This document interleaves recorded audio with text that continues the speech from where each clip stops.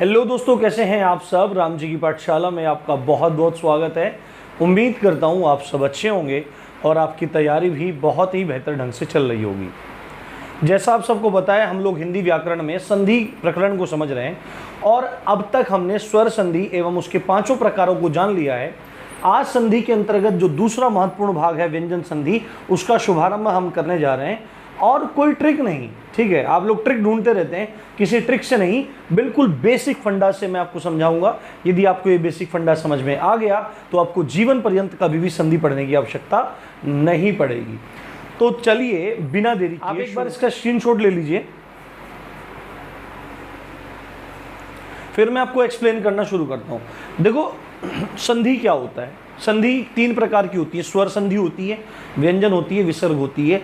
संधि के बारे में थोड़ा जान लेना जरूरी है। दो वर्णों के मेल से, जब दो वर्ण होते हैं, उन दो वर्णों के मेल से जब कोई विकार उत्पन्न होता है उसको संधि कहते हैं। विकार का मतलब यहाँ पे क्या है? विकार का मतलब परिवर्तन से है। दो वर्ण हैं, आपस में मिले और उनसे जो भी परिवर्तन हुआ उसको संधि कहते हैं। तो यहाँ पर जो हम अब व्यंजन संधि की बात करने वाले हैं, स्वर संधि में क्या था?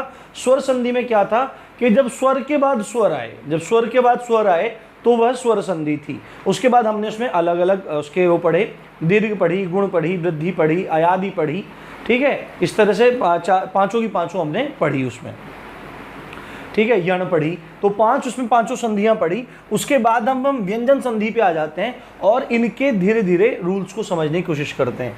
तो व्यंजन संधि क्या चीज है?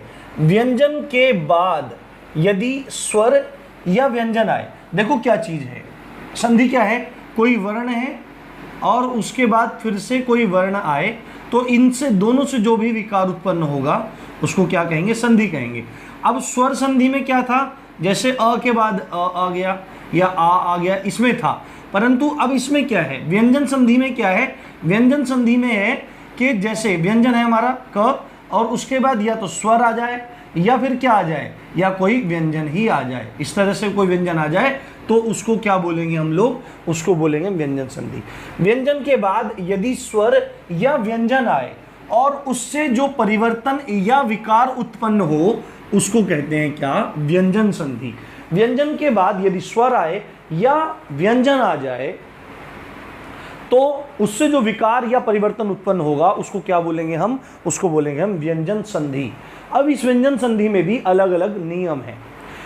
आपको संधि टॉपिक पे कमांड करने के लिए वर्णमाला पे कमांड होना जरूरी है। अगर आपने वर्णमाला संबंधित राम जी की पाठशाला की वीडियोस नहीं देखी है तो चले जाइए प्लेलिस्ट में, सामान्य हिंदी कोर्स के नाम से, और आपको इतना मजा आएगा, आप भूलेंगे नहीं कभी भी। तो इसका पहला नियम हम देख लेते हैं। पहली बात मैं आपको एक चीज बता देता हूं। जब भी हम किसी वर्ण को लिखते हैं, जैसे कि हमने लिखा क, जैसे हमने लिखा क, उसके बाद हमने लिखा ख, उसके बाद लिखा ग, ठीक है, या कोई भी, जैसे हमने लिखा ड, तो ये कोई भी, ये व्यंजन है, अलग अलग व्यंजन है।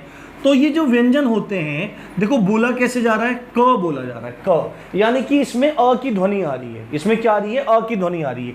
परंतु अगर इस क को देखा जाए तो ये एक्चुअली में है क्या? ये एक्चुअली में ये है।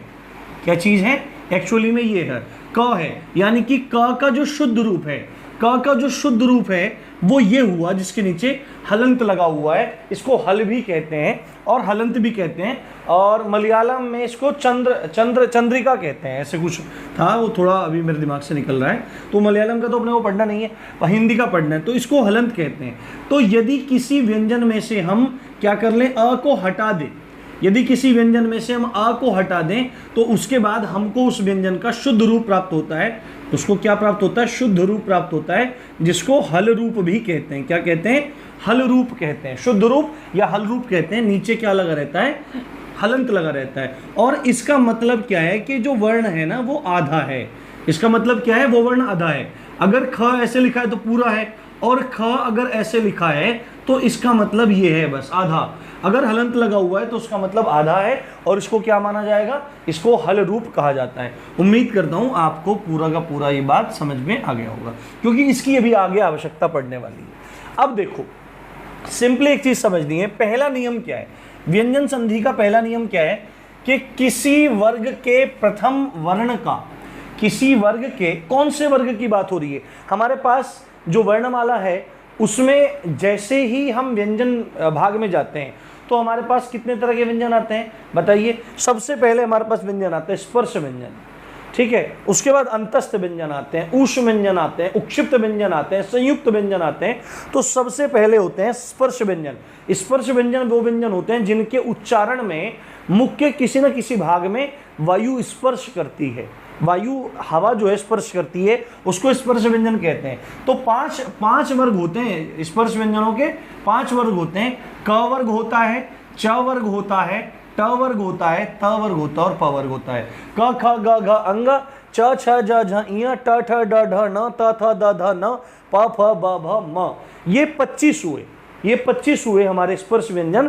तो अब जो वर्ग की बात है वो इन्हीं के होगी। आप देखो किसी भी वर्ग का पहला वर्ण, किसी भी वर्ग का पहला वर्ण ये होगा। क वर्ग का पहला वर्ण ये है, च का ये है, ट का ये है, त का ये है और ये देखो पहला है। उसके बाद ये जितने भी हैं सारे, ये सारे दूसरे नंबर के हुए, द्वितीय हुए, ये तीसरे हुए, ये चौथे हुए और ये हुए 5वें, है ना। पहला किसी भी वर्ग का पहला वर्ण ये रहा, दूसरा एरा, तीसरा एरा, चौथा एरा, 5वां एरा, ठीक है। इनको प्रथम वर्ण भी बोल देते हैं या प्रथमाक्षर भी बोल देते हैं। प्रथमाक्षर, द्वितीयाक्षर, तृतीयाक्षर, चतुर्थाक्षर और पंचमाक्षर इस तरह से। तो पहला नियम क्या है कि किसी भी वर्ग के प्रथम वर्ण का तीसरे वर्ण में परिवर्तित हो जाना। यानी कि पहला नियम यह है कि ये जो पहले वर्ण है, स्पर्श व्यंजन है, कोई सा वर्ग है, क च ट त प, कोई सा भी वर्ग है, इन वर्गों का, इन वर्गों के पहले वर्ण का तीसरे वर्ण में, यानी कि क ग में परिवर्तित हो जाएगा,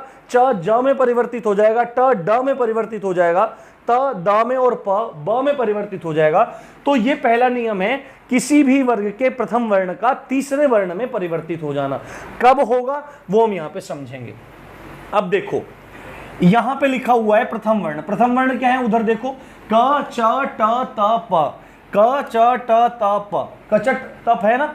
तो ये देखो यहाँ पे क्या लगा हुआ है, हमने शुद्ध रूप लिया है। क्या लिया है, हमेशा शुद्ध रूप में ये रहेगा, ठीक है। ये आपको देखना है।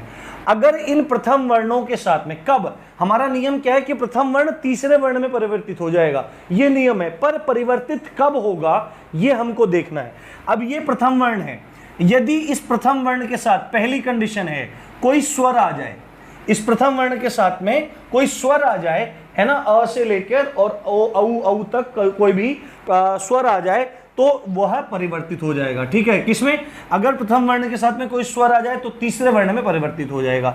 या प्रथम वर्ण के साथ में तीसरा वर्ण आ जाए, तीसरे वर्ग का वर्ण आ जाए। ये देखो क च ट त प, और तीसरा वर्ण कौन सा है, देखो ग ज ड द ब, ग ज ड द ब, पहले के साथ में तीसरा आ जाए। यानी कि पहला क्या रूल है कि पहले वर्ण के साथ में कोई स्वर आ जाए तो तीसरे में बदल जाएगा।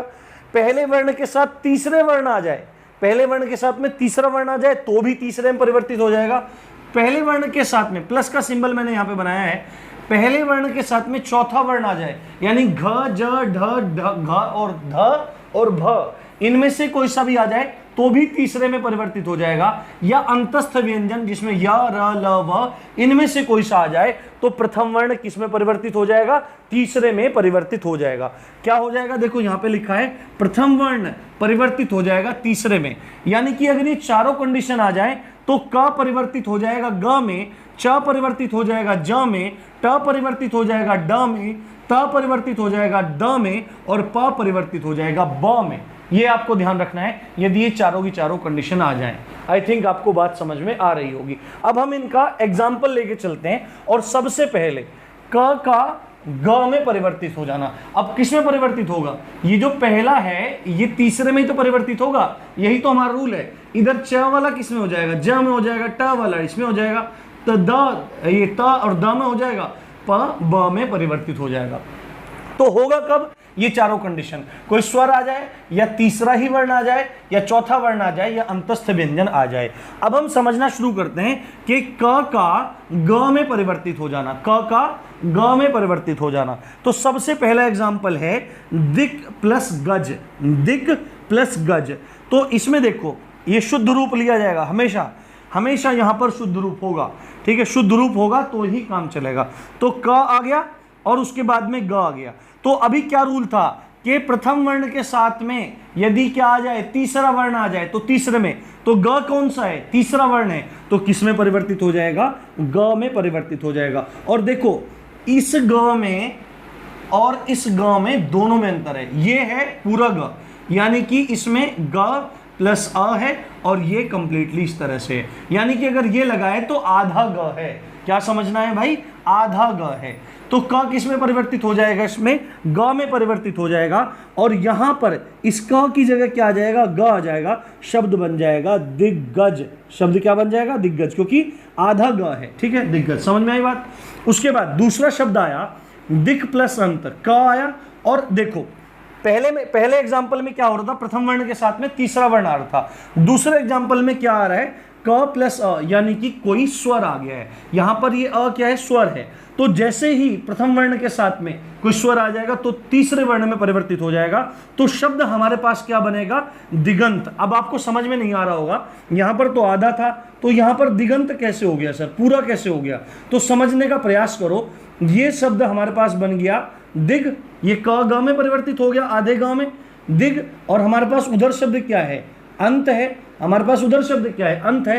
तो जब ये ग अ में मिल जाएगा तो ये ग पूरा नहीं हो जाएगा, ये ग पूरा हो जाएगा, तो शब्द हमारे पास बन जाएगा दिगंत। आपको समझ में आ रहा होगा। उसके बाद दूसरा हमारा नियम है, मतलब ये पूरे नियम के अंतर्गत दूसरा एग्जांपल है, च का ज में बदल जाना, च का ज में बदल जाना। तो देखो अच प्लस अंत, अच प्लस अंत, च कैसा है, शुद्ध रूप में है, और उधर से आ आया। किसी भी प्रथम वर्ण के साथ में स्वर आ रहा है तो किस में बदल जाएगा, तीसरे वर्ण में बदल जाएगा। तो अपने को देखना है कि च वर्ग का तीसरा वर्ण, च वर्ग का प्रथम वर्ण तो च ही है, और तीसरा वर्ण कौन सा है, च वर्ग का तीसरा वर्ण है ज। हमेशा च ज में बदलेगा यदि ये चारों कंडीशन होंगी।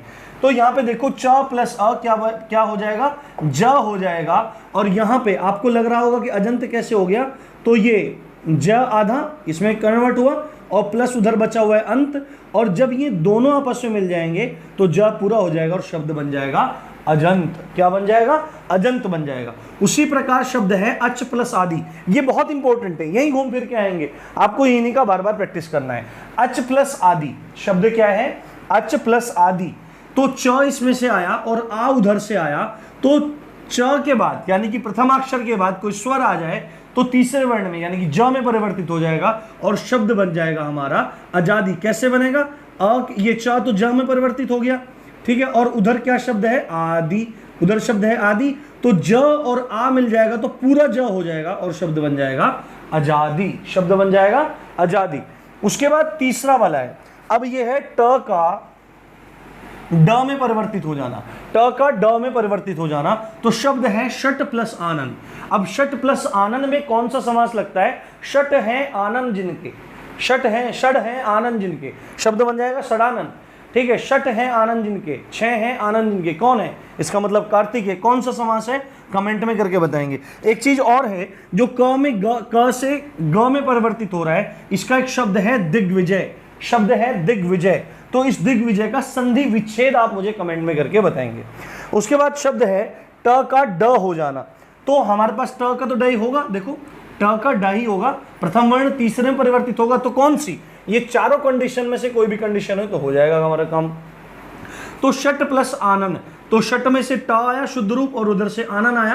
प्रथम वर्ण के बाद यदि कोई स्वर आ जाए तो तीसरे में परिवर्तित हो जाएगा, ट ड में परिवर्तित हो जाएगा। और देखो कैसे बनेगा, षड हो जाएगा और उधर क्या हमारा बचेगा, आनन, तो ये ड इसके साथ में मर्ज हो जाएगा और शब्द बन जाएगा हमारे पास षडानन, षडानन, हमारे पास षडानन बन जाएगा शब्द। ठीक है, अब हमको देखना है त का द में बदल जाना और प का ब में बदल जाना। मेरे को इसको रफ करना पड़ेगा, तो चलिए देखते हैं। इन वाली जो नीचे लिखा है मैंने, त का द हो जाना और प का ब हो जाना, इनका एक बार स्क्रीनशॉट ले लो। पहले का आप ले ही चुके हो, तो फिर मैं इनको एक्सप्लेन करना शुरू करता हूँ।